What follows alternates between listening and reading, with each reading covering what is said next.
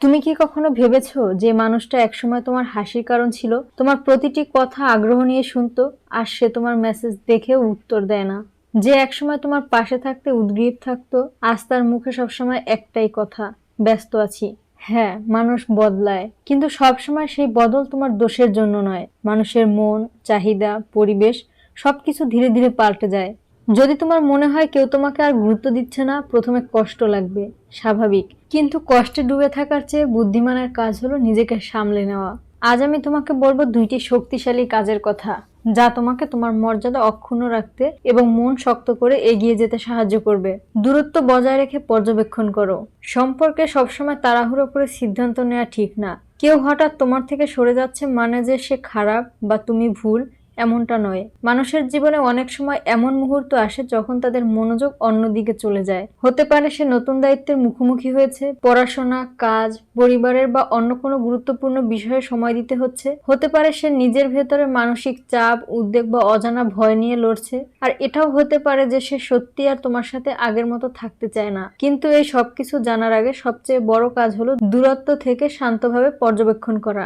নিজেকে একটু পিছনে সরিয়ে নাও, চেষ্টা করো বুঝতে সে শুধু তোমার সাথে এমন আচরণ করছে নাকি সবার সাথেই একটু আলাদা হয়ে যাচ্ছে।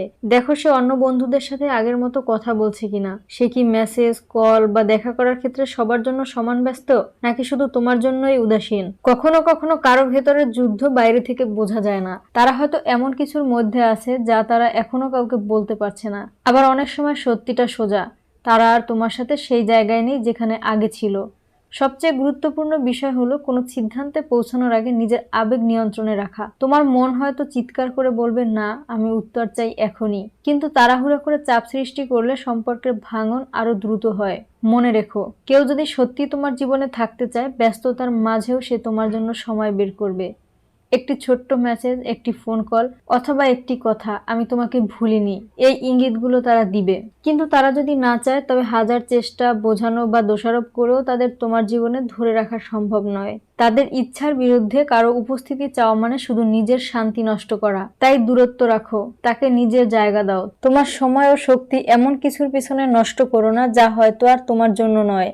দেখো, পর্যবেক্ষণ করো, কিন্তু নিজের ভেতরের শক্তিটা ভাঙতে দিও না। যত দ্রুত তুমি এই সত্যটা মেনে নিতে শিখবে, তত দ্রুত তোমার মন হালকা হবে। সময় সবকিছু পরিষ্কার করে দিবে, কে তোমার জীবনে থাকার জন্য আর কে শুধু একটা অধ্যায় ছিল, যেটা ধীরে ধীরে স্পষ্ট হয়ে যাবে। জোর করে সম্পর্ক টিকিয়ে রাখার চেষ্টা বন্ধ করো। আমাদের সবচেয়ে বড় ভুল হলো যখন আমরা বুঝি কেউ আমাদের উপেক্ষা করছে, তখন আমরা মরিয়া হয়ে যাই, সেই মানুষটার মন ফেরানোর চেষ্টা করি। প্রতিদিন বারবার ফোন করা, অসংখ্য মেসেজ পাঠানো, বারবার দেখা করার অনুরোধ করা। আমরা ভাবি হয়তো এভাবে সে বুঝবে আমরা কতটা যত্ন করি, কিন্তু সত্যিটা হলো কেউ যদি তোমার থেকে দূরে সরে যেতে শুরু করে, যত জোর করবে সে তত দ্রুত দূরে সরে যাবে। যে থাকতে চায় তাকে কখনো ধরে রাখতে হয় না, আর যে থাকতে চায় না তাকে শত চেষ্টা করেও ধরে রাখা যায় না। তাই থামো, তার রিপ্লাই কমে গেলে তোমার মেসেজও কমাও। একটু সময় দাও, 1 সপ্তাহ বা 10 দিন তাকে স্পেস দাও। যদি সম্পর্কের ভেতর এখনো সত্যিকারের সংযোগ থাকে, সে নিজেই তোমার দিকে ফিরে আসবে। আর যদি না আসে, তবে সম্পর্কটা সেখানেই শেষ হওয়া ভালো। মনে রেখো, ভালোবাসা মানে নিজেকে হারিয়ে ফেলা নয়। আত্মসম্মান বাঁচিয়ে রাখতে না পারলে কোনো সম্পর্কই টেকে না। নিজেকে ব্যস্ত ও উন্নত রাখো। যখন তোমার মনে হবে কেউ তোমাকে আর আগের মতো গুরুত্ব দিচ্ছে না, তখন ফাঁকা সময়টা তোমার সবচেয়ে বড় শত্রু হয়ে দাঁড়ায়। কারণ যত বেশি সময় পাবে, তত বেশি সেই মানুষটাকে নিয়ে ভাবতে থাকবে। কিন্তু মনে রেখো, ফাঁকা মন কষ্টকে বাড়ায়, আর ব্যস্ত মন কষ্টকে ছোট করে দেয়। তাই ওই সময়টাকে নিজের উন্নতির জন্য ব্যবহার করো। নতুন কোনো স্কিল শিখো বা কোনো বই পড়ো, শরীর চর্চা করো, সুস্থ থাকো। বন্ধু, পরিবার বা যাদের সাথে তোমার মন ভালো থাকে, তাদের সাথে সময় কাটাও। তোমার ভবিষ্যতের লক্ষ্য বা ক্যারিয়ারের দিকে মন দাও। এতে শুধু তোমার কষ্ট কমবে না, বরং তুমি এমন একজন মানুষে পরিণত হবে যাকে হারিয়ে অন্যজন একদিন আফসোস করবে। সম্পর্কের নিয়ন্ত্রণ অন্যের হাতে থাকতে পারে, কিন্তু নিজেকে উন্নত করার নিয়ন্ত্রণ সবসময় তোমার হাতেই। মানুষের মন সবসময় এক থাকে না, কিন্তু তুমি যদি নিজের আত্মসম্মান বাঁচিয়ে রাখতে জানো, কষ্টের মধ্যেও শান্তি খুঁজে নিতে পারবে।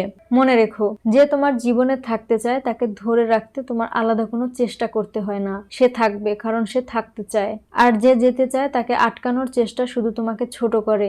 তুমি কাউকে ভালোবাসতে পারো, তার মঙ্গল কামনা করতে পারো, কিন্তু নিজের সম্মান বিসর্জন দিয়ে নয়। তাই যারা যাচ্ছে তাদের যেতে দাও। আর যারা আসছে তাদের স্বাগত জানাও। আর এই সময়ের মাঝে নিজেকে এমন ভাবে গড়ে তোলো যাতে একদিন বুঝতে পারো তোমার জীবনের সবচেয়ে সুন্দর বিনিয়োগ ছিল নিজের উপর বিনিয়োগ। তো বন্ধুরা, আজকের ভিডিওটা এই পর্যন্তই। আবার দেখা হবে নতুন কোনো ভিডিওতে। সেই পর্যন্ত সবাই অনেক অনেক ভালো থেকো। আল্লাহ হাফিজ।